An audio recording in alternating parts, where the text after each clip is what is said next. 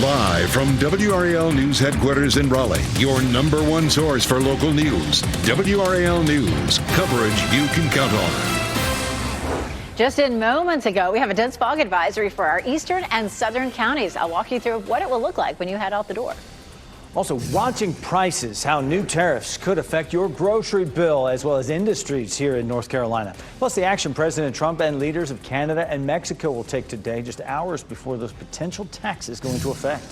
Help after Helene. What we're expecting to hear today from Governor Josh Stein as thousands of people remain in need. Of course, we're talking about supporting our neighbors in Western North Carolina. Happy to get your Monday started off right here on WRAL News. I'm Laura Levine in for Renee Chu. And I'm Jeff Hogan. Thanks for making us part of your Monday here as we get our routine started with you. Elizabeth Gardner in the WRAL Severe Weather Center right now. That brand new information on the dense fog advisory Just came in right before 6 o'clock. So it includes our counties along the I-95 corridor, except up around Northampton and Halifax, and then our southern counties all the way up through, say, Sanford and down into, say, Fayetteville as well. So Southern Pines is at half a mile, Fayetteville at half a mile, Clinton at half a mile.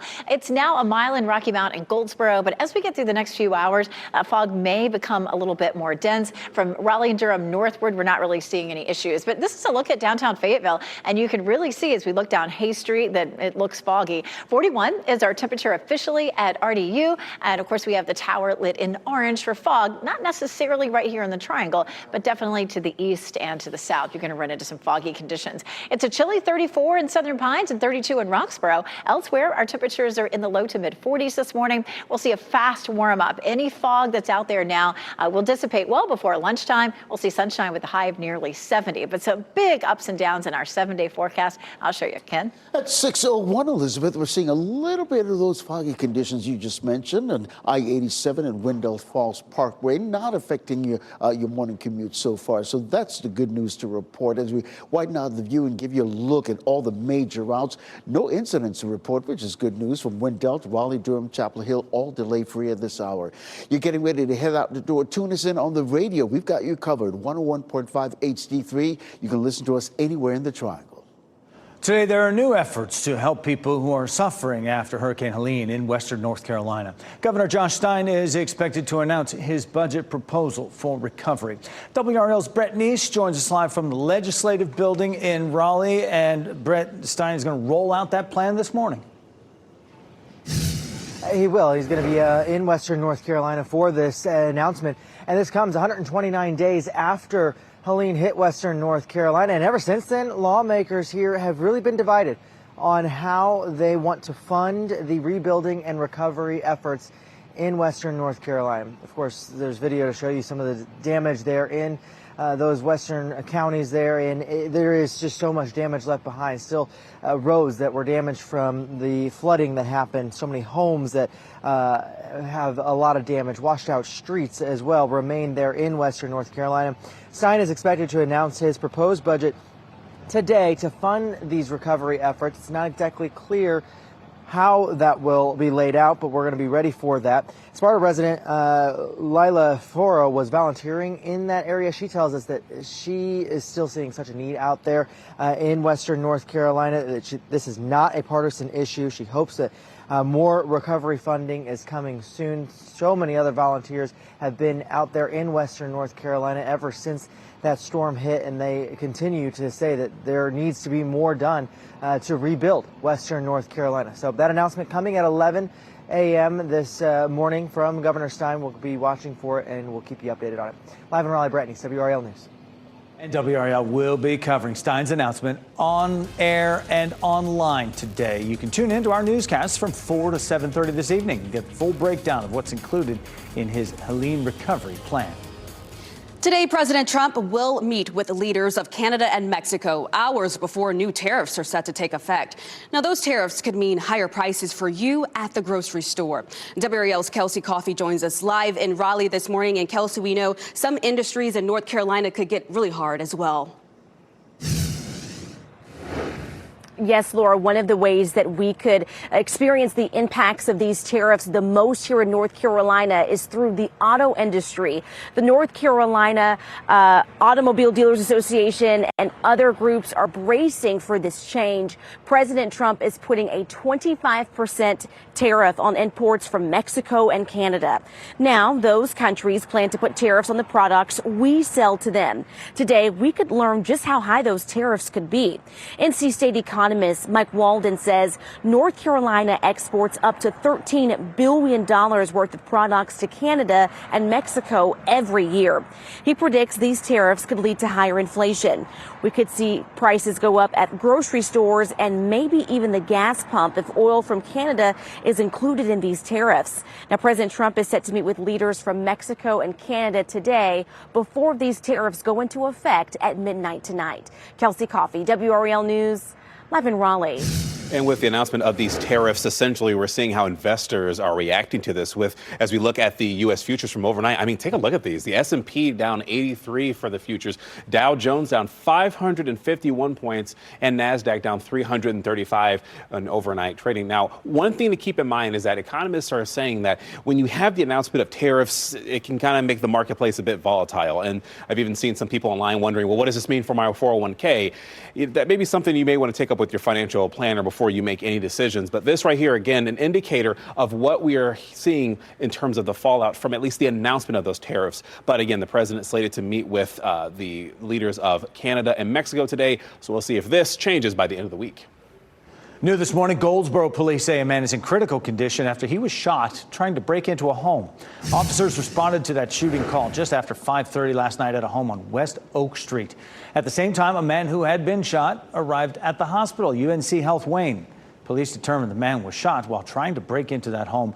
No one else was hurt. Police say the man knew at least one of the people inside the house. Officers say the shooting was an act of self-defense. The Wake County Sheriff's Office needs your help. They're asking for information about a shooting that killed a man. Investigators say 38-year-old Sean Rouse was shot in the driver's seat of a car. He was found on Stag Trail near Wendell on Saturday. Video here from the WRAL Breaking News Tracker shows two cars that appear to have crashed into each other. It's not clear which car he was driving or whether the driver of the other car was involved in this shooting. Deputies believe this was an isolated incident and say there is no threat to the public. They are asking anyone with information about the shooting to call investigators. This morning, Elon Musk says the Trump administration is in the process of shutting down the U.S. Agency for International Development. This comes after U.S. aid had its top security leaders put on administrative leave over the weekend. Musk is the head of DOGE and posted early this morning on X calling U.S. aid a criminal organization and that he spent the weekend putting U.S. aid into the wood chipper. Trump says Musk is doing a good job and criticizes U.S. aid, saying it's run by a bunch of radical lunatics, his words. Several sources say DOGE was working to access U.S. aid systems, including personnel files and security systems, beyond the security level of some of the DOGE employees. Today, we will learn more about the future of the Durham Convention Center. The Board of County Commissioners meets today to review the findings of a feasibility study. Now, that study suggests that Durham needs to completely rebuild the convention center in order to be competitive with other cities for events. Now, that could also include a new on-site hotel. The board's work session starts at 9 this morning. Today, the Wake County Board of Commissioners will vote to fill the seat vacated by Matt Calabria. The board will vote on whether to appoint Sophia Jackson to that seat. Calabria resigned to become head of Governor Josh Stein's Western North Carolina Recovery Office. If the board approves Jackson, she would fill the remainder of Calabria's term, which ends in December 2026. The board meets 5 o'clock tonight. This week, we do expect more votes on President Donald Trump's cabinet nominees at the U.S. Capitol. And right now, we're taking a look at D.C. We know that some Republicans are working to drum up support for RFK Jr. as Health and Human Services Secretary and Tulsi Gabbard as Director of National Intelligence. Both faced questioning last week. They're being challenged by some Republicans who oppose their appointments. Education Secretary nominee Linda McMahon and Labor Secretary nominee Laura Chavis DeRemer do not have confirmation hearing dates set at this time. Today, Durham City Council will vote on pay structure for police and firefighters. City staff say the changes are needed after market adjustments last year resulted in the salaries of some lower-ranked employees to surpass some higher-ranked employees.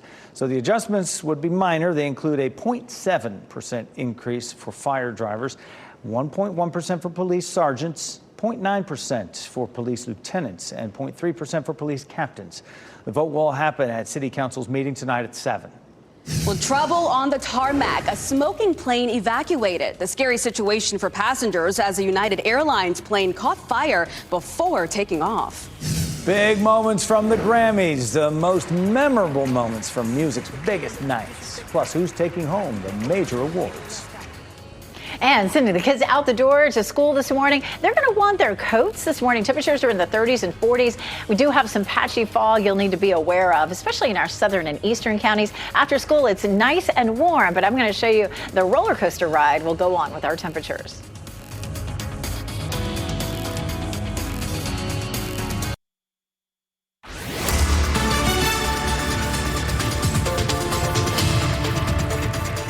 .12. Our temperatures are pretty chilly heading out the door right now. 41 degrees in the Triangle, but temperatures up around, say, Roxborough at around 32, and some of our counties to our south and west also in the 30s this morning. If you're headed out the door to walk the dogs, a little bit of fog, especially from the Triangle area eastward and southward. Temperature at 5, 6, and 7 o'clock, holding right around 40 degrees, and then we'll have a nice warm up this afternoon. We'll see that fog dissipating, and we have some really nice weather in our forecast. As a matter of fact, we're looking at temperatures this afternoon at almost 70. We're going to see even warmer temperatures as we get through the next few days, but some ups and downs too, or a little bit of weather whiplash from spring to winter from Tuesday to Wednesday. I'll show you why coming up. Ken? Elizabeth, we are seeing a little bit of those foggy conditions as we take a look courtesy of a live cam network at I-540 and I-87 this morning, but not really causing any issues for anybody as we can see. We can isolate those westbound lanes from Lewisburg Road on I-540 all the way to I-40. You can see it's completely clear sailing, which is really good news if I-40 is part of your commute. As we widen out the view, you see a little bit of fog rolling in there in those southern counties, as Elizabeth just mentioned, but all our major routes are delay-free for right now. And Jeff, coming up in a few minutes, I'll have a look at some of those delay times for some of our major routes in the Triangle. All right, Ken, look forward to it. Thank you. The FAA, meantime, investigating a scary situation on an airport runway in Houston. A United Airlines plane caught on fire just before takeoff. It forced all the passengers to evacuate the plane. The plane was set to leave Houston's George Bush Intercontinental Airport on its way to New York. More than 100 passengers and 5 crew members were on board. They all needed to use the emergency slide to get off that plane safely. The smoke off the wing was really scary, and then seeing the intensity of everyone just trying to get off the plane orderly was a lot. The passengers were bussed back to the terminal and rerouted onto other flights. No one was hurt. Dozens of senior level employees at the Education Department are now on paid administrative leave. A union official says at least 55 employees have been placed on leave. That number is expected to grow. Sources say the department sent letters to employees informing them that their email accounts were being suspended, but they would continue to receive their paychecks for an indefinite period. The agency is the latest to be affected by the Trump administration's efforts to weed out DEI programs within the government. Ontario liquor stores are banning U.S. alcohol because of President Trump's tariffs on Canada. According to Ontario Premier Doug Ford, the ban will begin tomorrow. The Liquor Control Board of Ontario controls all alcohol sales to restaurants, bars, and stores in the province. The organization says it will also take U.S. products out of its catalog so other retailers can't order or restock those items. A tragic case involving 2 murdered children in foster care has brought to light the gaps in North Carolina's child welfare system. WRAL's new documentary exposes how the state's foster care system failed to protect 2 adopted children who police say were abused and killed by their adoptive mother. Blake and London Devon were adopted by Avante Devon as kids. Avante Devon is now facing murder charges in connection with their deaths. WRAL investigative documentary reporter Kristen Severance interviewed WRAL anchor and reporter Chris Levengood, who has reported on this case right from the beginning with social workers and biological family members of the victims. They died. They went from one home into foster care, got adopted, and then died. Someone needs to be held accountable because Avante Devin is not the only one at fault here. The documentary uncovers how the foster care system is structured, funded, and how it failed to protect the children it was meant to save. Watch Broken: Foster Care in North Carolina, Thursday at 7:30 on WRAL, or an extended version of the documentary by going to WRALdoc.com. Kendrick Lamar and Beyonce are among the big winners at this year's Grammy Awards. Lamar won 5 Grammys, including Record of the Year and Song of the Year for his hit, Not Like Us. It's the start of a big week for Lamar, who will perform at the Super Bowl halftime show this Sunday. Beyonce won 3 Grammys, including Album of the Year for Cowboy Carter. It's the first time Beyonce has taken home that award. Chappell Roan was another big winner of the night. They won the award for Best New Artist. And coming up in What's Trending, we'll take a look at Sabrina Carpenter's performance from the show and why it's going viral this morning. The global crisis response nonprofit, co-founded by actor Sean Penn, held a ribbon-cutting ceremony in Buncombe County. It happened this weekend at the Alan Campos Mobile Home Park. That's in Swannanoa. The mobile homes are for the families who were displaced by Helene. The event welcomed the first 3 families moving into homes that have now been completed. In all, there'll be a total of 21 homes.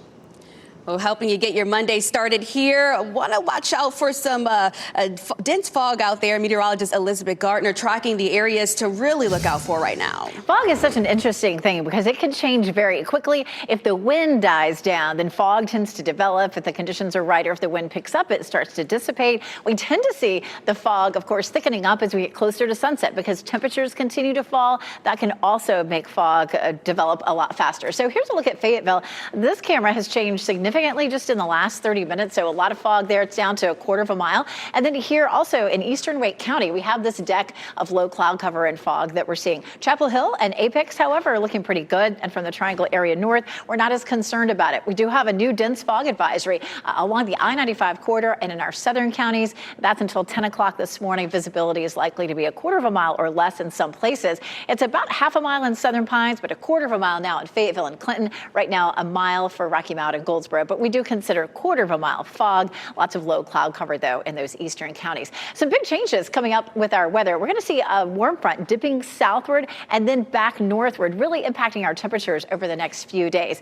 So the location of this is key. Colder here, warmer here, and that front is going to dip southward and northward. We'll also have the potential for some showers along that front. So big temperature swings. Look at this, 74 degrees for tomorrow. And then the front sinks southward. The high temperature on Wednesday is likely to be 55, and then the front moves northward, and we're back into the mid-70s. So we go mid-70s, mid-50s, mid-70s in 3 days' time, all because of the position of that front. Also some showers along it, really light rain. Wednesday, you can see there at 8 p.m., and then overnight, a few isolated showers. On Thursday, also the potential, especially as we get our cold front coming through. But the amounts of rain that we'll see with this front are likely to be pretty minimal. We're going to walk through that coming up at about 6:45. The percentage, 20% chance on Wednesday, 30% chance on Thursday, 20% chance on Friday. And again, those amounts will be fairly light, anywhere from about 1/10 to 1/4 of an inch of rain. So again, those wild temperature swings start up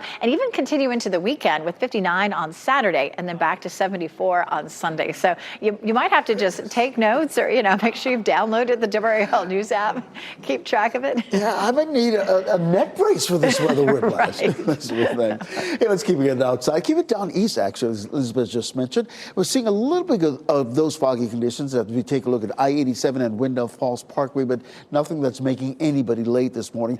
Isolating and keeping it down east, that stretch of highway from Highway 96 all the way to Business 64 and Nidale Boulevard, those westbound lanes, we're just seeing a little bit of slowdown as you get on from Rindle Avenue, but you usually expect that this time of the morning. But again, just a 1-minute delay on that stretch. We'll keep you updated. We're seeing the fog rolling in on those southern counties, as Elizabeth just mentioned, because traffic is constantly changing. When you get into your car, tune us in on the radio, 101.5 HD3. You can listen to us anywhere in the Triangle. Thanks, Ken. Park expansion in Orange County. This is exciting. What's on the way for Eno River State Park as it is growing by 200 acres? And honoring first responders, the appreciation shown at the Grammys for the people who fought LA's wildfires. And here are your winning NC Education lottery numbers on your screen. We're back with what's trending in a moment.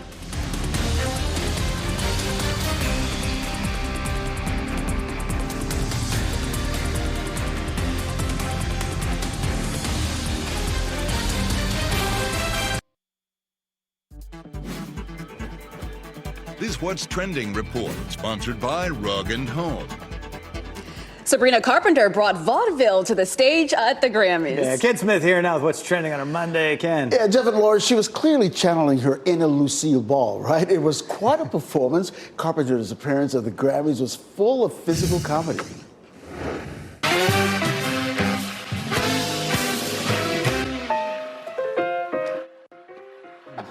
You ever been included issues with the spotlight and baton and a gag where she descended into what appeared to be a hole in the staircase? Well, if you have seen any of Sabrina's shows, you know that she really puts on a show. She goes 100%. So that's not surprising. I love the act. And then you have one of the big talkers, of course, Beyonce, album of the year. So a little controversial category. We know it's always competitive, but she finally took it home for the first time. Good for her. And a winner on the stage, Sabrina was as well, too. With the Super Bowl around the corner, the Manning quarterback genes hitting another generation. Peyton Manning's 13-year-old son, Marshall, went viral at the Pro Bowl as he slung deep passes to receivers during warm-ups. And these are star receivers, by the way. Well, when does it stop with this family? Goodness gracious. They're all, well, Arch Manning, right, is supposed to be a star quarterback at Texas. And now you got another one coming along. The scouts will be all over this kid. They are building an empire. Yeah, no doubt. Ken, thanks. NC State and UNC faced off for college hockey supremacy in the Triangle. They played for the Governor's Cup at the Lenovo Center last night. UNC had won the last two installments of this annual game, but this year the Ice Pack was there and able to get back on top. They beat UNC 4-1 to claim the trophy. The National Retail Federation says Americans will spend a record $27.5 billion this year for Valentine's Day. The most popular spending choices will be, of course, on candy, flowers, greeting cards, meals in restaurants, and jewelry. For those not focused on a significant other, 28% still plan to celebrate it by doing something special for themselves or with friends and family. It's Super Bowl week in New Orleans and the arrivals that are happening in the Big Easy as the teams get ready to hit the field. And we have a dense fog advisory in effect for our eastern and southern counties. Just be careful here. We'll take a look at what it will look like as you head out the door where you are. And a new development as investigators look for what caused a fiery plane crash in Philadelphia. What we're learning about the victims of the air disaster.